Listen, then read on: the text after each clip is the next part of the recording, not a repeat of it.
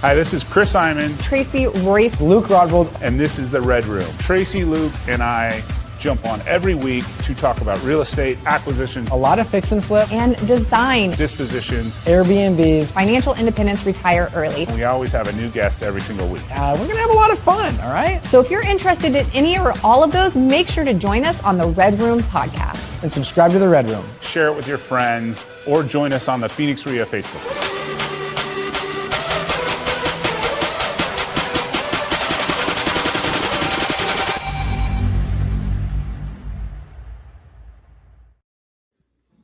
Well, a lot of scary intros over. All right, we are here. All right, so we are on the Redroom for the Phoenix RIA. This is episode 130. We got a little echo. We got some echo on Luke. I'm blaming you, Luke. It's me again? Yeah, do you get your ear pods? Put on your ear pods. What is going on with my phone? All right, guys, I have an iPhone. I have the brand new iPhone 12. Like, I would think this is pretty awesome. So inventory has crept down a little bit, only a couple hundred units, but still, like, it doesn't make any sense for August. But the 10-year still clipping up there, I think, at like 4.7. So don't understand that aspect either. We got higher interest rates. We got school starting. I think the grade school kids just started like yesterday. Colleges are starting, here in about, a week and a half. So not normally a time where you'd see some inventory decrease with higher interest rates, kids going back to school, but hey, we'll take it. I was actually I was doing a walk in Florida last week and I was looking for houses in this certain neighborhood and I pulled up and they were like, stuff that had been like, well, this one's been sitting there for a while. This one's been sitting there for a while. And these are, $1 million, $2 million houses. And it was like pending. I was like, what's going on? I need to pay attention to my neighborhood a little bit better because like stuff's like moving. So is that stuff you guys have seen or what do you think? What do you think, Tracy, Luke? I mean, how's your Northern Arizona stuff doing? Northern Arizona has been solid for us. No complaints. I mean, the thing is too, those, and I know I talked about it a little bit last week, but we're still pushing a lot of stuff out that makes a lot of sense as Airbnb. So, with Prescott being like a second tier, a second market for a lot of people, I mean, majority of the buyers that are up there are either from California or they're going to be people in Phoenix that are looking for secondary properties. So, I mean, I don't know. I think it's kind of interesting because you could take it either way, right? Like you would think that in a market that's tough, either A, people aren't having the money to go buy second homes, but then you could also look at it as if you are in a position to buy a second home, you're probably not too worried about the market right now, right? Yeah. So, I mean, so what we're kind of noticing is that the investors, which I tend to think it's the people that have really good W-2 income, but they're trying to shield, their assets and then shield their money by, getting write-offs from other investment properties. I think we're seeing kind of a lot of that up north right now. And so it's been pretty solid lately, to be honest. Either that or maybe everybody just hates the 115-degree heat and they just want to leave. Yeah, that's fair. That part. It could be that one too. I don't know. Yeah. My students have definitely been seeing more activity, especially in the last few weeks. And for the realtors that are listening, we're definitely seeing a difference between the realtors that can educate their sellers and the sellers are accepting of the market value of their house versus them clinging to prices that just aren't realistic. So yes, the activity is out there, but it goes hand in hand with sellers' expectations and the reality of this confluence of interest rates, affordability, and I probably sound like I'm beating a drum here, but the price point that we're talking about, very different conversations within the luxury market versus entry level price point. Yeah. So thank you for that. And then today our guest is, by the way, I don't know if you noticed the last names are the same. I really should have invited him on because he took my job, but he replaced me. He talks to Luke. I used to talk to Luke like multiple times a week. I don't ever hear from Luke anymore. You're not wrong. You're not wrong. We did. We talked like 4 or 5 days a week, and now it's Jack and I that talk that often. I get to see you on Tuesday, and then a random text like once a month if you need something like luxury or something like that. Yeah. Well, see, Chris, you used to take me out to go grab tequila and margaritas and go to baseball games and stuff like that. And now Jack takes me. Let's see where your priorities are. Yeah. Where's the love? So let's I mean, I kind of know Jack's story, so and you guys a little bit do too, but I mean, Jack, to give you my little background to him, was like a C student, and this is my one story, and I've told it multiple times in other venues, but college algebra is not hard for this kid, and he just wouldn't put in any work. I couldn't get him any work. Like his senior year of high school, he got a C in college algebra. I was like, you get off at freshman algebra, and you made me retake it as a senior. Yeah, so I stuck him. He was going to get off at 10 o'clock anyway. I wasn't going to really be able to pick him up from school that early anyway because his sisters were still in school. So I'm like, make him do math. So I had made him take the freshman class as a senior, but I mean, I'm paying like $6,000 a year for his school. Like, he didn't take it seriously. So I was like, you can retake it. I'm not going to stand for the Jack slander, but I think it's hilarious. Single day at this time. And so you had told Jack, because Jack was getting into the industry, you're like, hey, go to Luke's office and just sit with him and call and like listen to him call and kind of learn that. I don't know if you know this story. I don't know if we should tell him this story, Jack.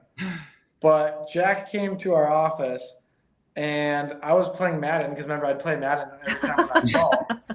So we played Madden for like 4 hours and we were just taking tequila shots. So money well invested. So yeah, I mean, so Jack, give us a story. Like, I mean, Luke, like, what were your stepping stones, Luke? I mean, your biggest, and I'm proud of you for this. Your biggest move was like you went to a Suns game and reached out to somebody that got us a big account. But like, where was the transition? What was the switch that made you go? I mean, at first you just had me hawking Facebook and just bringing everything to you, but then you traveled so much and I couldn't get a response from you that I was like, all right, I got to figure out the whole comping thing, which took a long time. I definitely lost you quite a bit of money in the process. But long-term it worked out. Absolutely. But I mean, and I think Luke could attest to this, like the only really best way to learn how to comp is you win some and you lose some, right? Like if you won them all, you'd be like, oh, I don't like, who cares about comping, right? You'd buy everything. Yeah. Exactly. Yeah, I remember my first one, we lost 20, second one 10, and third one 7. And then the fourth one I cracked was 40. So I got back to close to even. But yeah. Absolutely. I mean, I think that I think it's exactly what you said, Chris, of like having to learn, because it's an expensive lesson to learn when you lose one, right? Like, because it's not like when you're dealing with houses, you're not talking about like losing, $200, $500. Like Jack just said, you can lose 20 grand, you can lose 40 grand. I mean, 2022, you can lose $1 million. Like, you can lose a lot of money. Yeah. How would you know that, Luke? Yeah. I don't know. I just heard from people that happens from time to time. Right. But I mean, so it's like I think it's it's the most valuable lesson you could possibly learn. But then it like teaches you moving forward. Like, damn, I gotta get good at this, and I really have to perfect my craft. Well, talk a little bit to the listener, because I'm sure a lot of people are going to tune in and want to know, how do I get the best wholesale deals? I don't have $100 grand to lose. How can that skill translate to someone that's out there looking for wholesale deals, but can't afford to take multiple losses before they get the one that really makes sense? What are some conversations they can have with potential end buyers, or ways that they can lessen the amount that they lose or not lose at all before they start to click with their wholesale prices?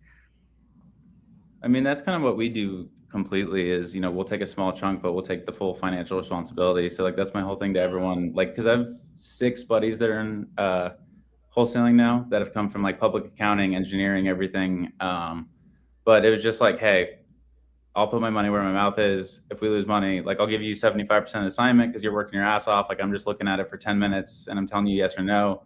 But if you lose, we'll take financial responsibility and we're not going to, leave you hanging. And I think with that, we still lose earnest money. I don't know the exact number. I would say 8 times a month. Huh? 8 times a month. Yeah. So there's a balance between taking, the certain amount of risk to, acquire the houses, and there's got to be a certain amount of,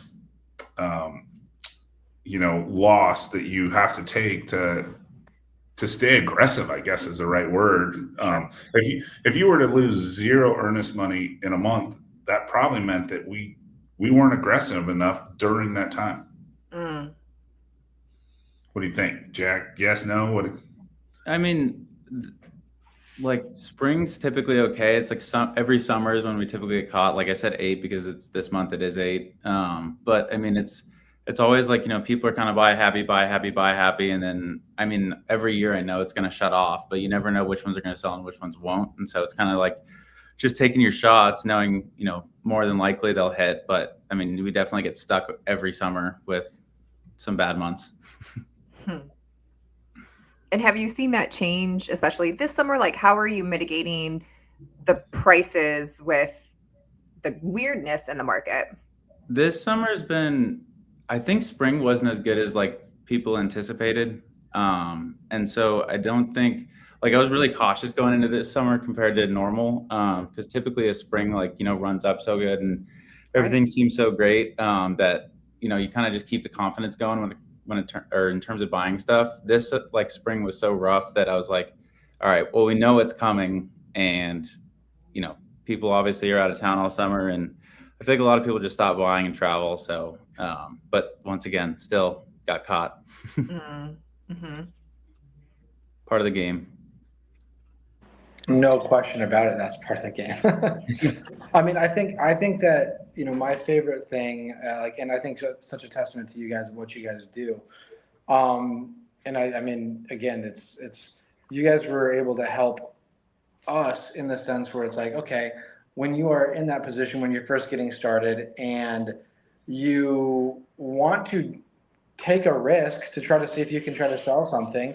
But when you're first getting started, very similar to what you said, Tracy, if you're not in a position to lose a bunch of money, you don't really have a whole lot of options other than, trying to make your terms favorable on your contract of saying a 10-day inspection. But unfortunately, in how this real estate world goes anymore, you don't have the luxury of being able to say, I'll do a 10-day inspection. Right.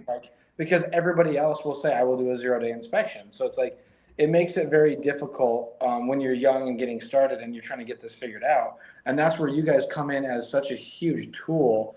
And, you help out so much in that sense. Because, again, like you said, you take that risk away from a young person who maybe they have 10 grand in their bank account. And if they risk it all, they're completely starting over again. So it's huge for what you guys can offer to people who just get into the industry. Because, it's you save a lot of heartache, that's for sure.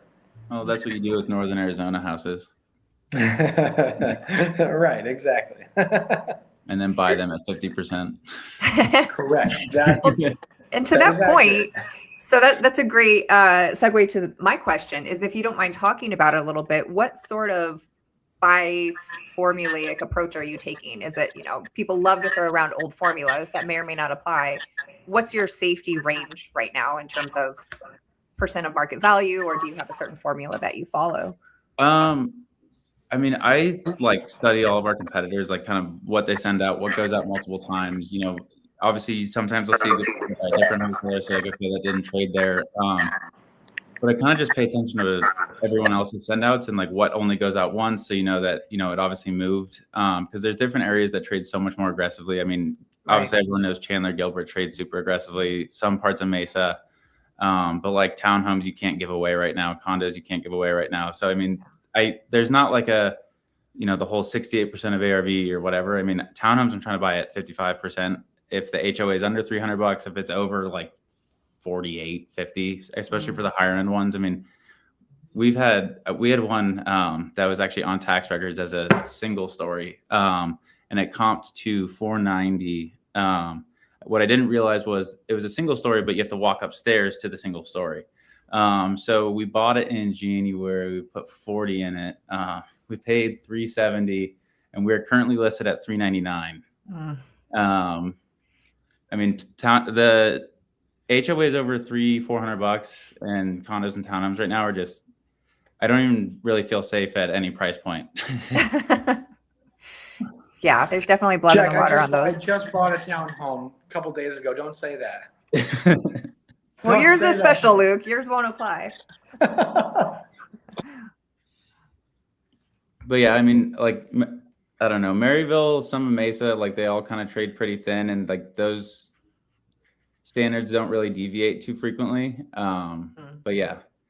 And then obviously you have the luxury market, which every person in Arizona thinks they're getting into at the moment. And they still fly like $100,000 above what they should if you do the math. But and what's crazy about those is we just actually wholesaled one that we got, and we lost out, and the person went, basically 200 over what we offered, non-refundable, no inspection. They don't know if there's sewer or they can get a septic, and they went 0 inspection, and then they lost their earnest money. The agent came back to us and expected us the same thing. They wanted, this is a 1.5 property, and then they wanted us to enter at 0 inspection. Like, hey, this is so valuable, and it's dirt and 852.4. We want you to go 0 inspection, which makes no sense. Well, and they had a failed septic, and then you didn't know if you had to tie into the manhole or not, which cost $100,000, and that was just a variable you had to take on. So it's the luxury market out there is just like kind of, I put an offer in Friday on one, and like at 3.2, and once again, the guy's like, oh, I'm going to send it to my lawyer. I need you to put in 3% earnest money, which is $100,000 earnest money. People say 1%, whatever, 1.5%. He wants 3% earnest money. And like everybody in these markets thinks their house is gold. And then I gave him the offer at 3.3 that he asked for, and then he ghosted me. Like, unreal. Just kind of like a full price offer, and he ghosted you. Yeah, and then he's just like, I basically I just wanted to see. So now his new baseline, because he said he had an offer at 3.2, but it was like a nice size lot. It's like a 1.38 a lot, and then he just hasn't responded. Man, unreal. Wish I was in that position to not. I know. Just casually ghost someone over that. Yeah, actually, I thought about it. Yeah, I got better things to do. Yeah, I could probably go get more. Right. Yeah. Jack, on the normal range of houses, who do you see buying right now? You said it slowed up a little bit during summer, but do you have regular buyers? Like, who do you see transacting the most right now, if there is sort of an avatar for that? The people that I would say are professional flippers, that are doing 50, 60 a year. Luke, you got to mute yourself. Oh. Thank you. The guys that are doing, 50 plus houses a year are extremely cautious. I'd say most of them are almost gone for the most part. They'll buy something, but it's at a price that, you can definitely get something more on a send out. And I get it. Their exposure, if you're holding 20 or 30, or if you have 10 active, is, a lot bigger than other people. I think there's still, I don't know. I think people are still picking up rentals here and there and stuff like that. So, some stuff is still trading, especially if you're getting, because prices have definitely fallen. Like stuff that would trade, call it for 365, 370 in March, April, is probably at 350 right now. And so, if you have the cash and you want a rental or something like that, or, you're okay with keeping it. I think there's people that are buying stuff like that. I actually read something on Twitter the other day, and it's people that are at Arizona because of all the data centers and stuff like that. Like there's people that are trying to buy for like their kids in the future, just because they're worried about it running up long term. But yeah, so I don't know. the professional guy or the guys that do volume are definitely quiet, but I mean, you put something out on the internet and there's typically someone on the other end, at least at some price. Sure. That makes sense. Well, and to the point that you made earlier, Luke had said, even down here in the valley, there's people that are trying to offset their income or for other reasons will buy at prices that won't make sense necessarily as a fix and flip.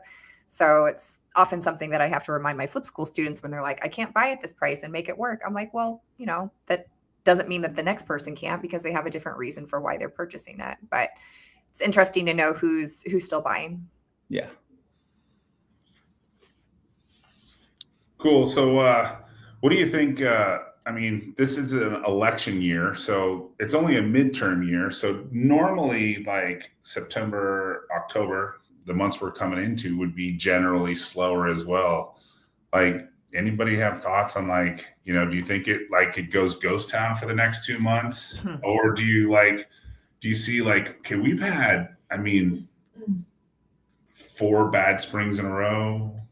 Or 3 bad springs in a row anyway. I mean, sooner or later, and you have seen the inventory tick down in August. Like, does the market, do they start loading up for spring, even though we had a crappy spring last year? Yeah. Anyone's thoughts on that? Jack, what do you think?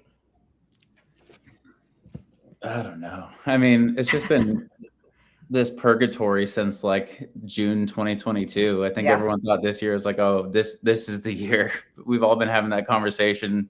I think Luke and I said it 100 times, like, oh no, this is the year. But after the last couple, I can't say that I'd expect it to be good again unless something drastic changes. Yeah. Unfortunately. The word cognitive dissonance comes to mind. Yeah, when you just start getting used to it, like you said, like that just becomes the norm. Like, I think that, for the longest time, that was always the conversation Chris and I always used to have was, at least for the first 7 years that I was in real estate, the beginning of the year was always awesome. So it's like that was the norm where you're like, okay, well, beginning of the year's coming. It's going to be a great beginning of the year again. And it was year after year after year after year. Obviously until up until about 2022. And I mean, now we're 4 years in for the most part of just really nothing crazy. Like, it hasn't been fantastic.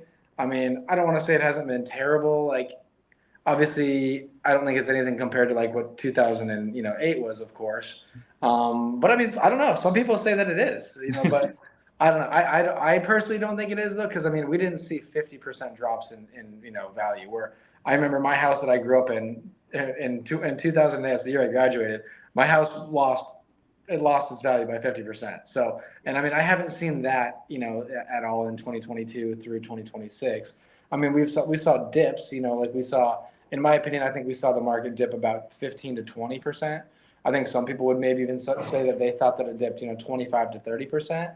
But I mean, I don't think that it's done that in the past 4 years. I think it's stayed very stagnant and it stayed slow, but I think it's stayed within, in my opinion, within about a 10%, range of going down. I mean, what are your guys' thoughts? I mean, Chris, Jack, do you guys think it's stayed around that, or do you guys think it's dropped more than that? Submarkets, I feel like have actually started to get to where I offered someone 210 on a house in Florence yesterday that they bought for 375 in 21. And it wasn't a lowball offer either. Like, I thought it sold for maybe 10 over. Obviously I have to get their short sale, but they were pre-foreclosure and trying to figure that out. But I feel like the submarkets actually have dropped. I mean, I don't know the actual data behind it. Like 40, 50% though? I mean, not that much, but it's getting worse. But obviously infill stuff, I mean, good areas are still, holding pretty strong. Mm-hmm. Yeah, those Maricopas, Buckeyes, Queen Creeks definitely seem to have softened. Like, I mean, I watched the Pinell foreclosure sales, and you can see, a little 1,700 square foot single level trade at 210, right? I mean, you can't buy it and build it for that. Like, I mean, you can't build a 1,700 square foot house for 210,000 with a lot. It doesn't exist. No, you're not wrong. I know exactly what you're talking about. Yeah, I've seen some of those too, where you're like, Santan Valley, 1,500 square feet built in 2010 for 175, and you're like, what? You can't replace it. You can't replace it for that. So like, Yeah. if you can't buy the lot and build the house, how do you not buy it, right? How do you not buy it? We have a 3,800 square foot Maricopa that we've been in litigation over for like the last year that we were paying $250 for, and now I'm like, we have to buy it now because it's court ordered, but stop. Yeah. I think to your question, Chris, I feel like something needs to abate for people to feel better about purchasing more, especially in the, let's say, $500,000 and under market. Inflation has just been really difficult to get under control. And I thought I think a lot of people's expectations was once the new Fed chair was placed, that would help.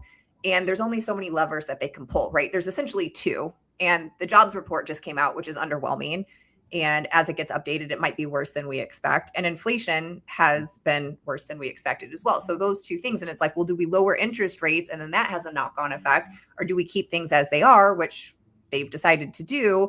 And so that also curtails expectations that people had, thinking that this new person is going to be, you know, a savior to what people wanted. And so with that, it's just the A word that just keeps coming up. It's affordability. It's not just one thing. It's a lot of different things. So when you go out and interview people, like, do you think that the economy is doing well?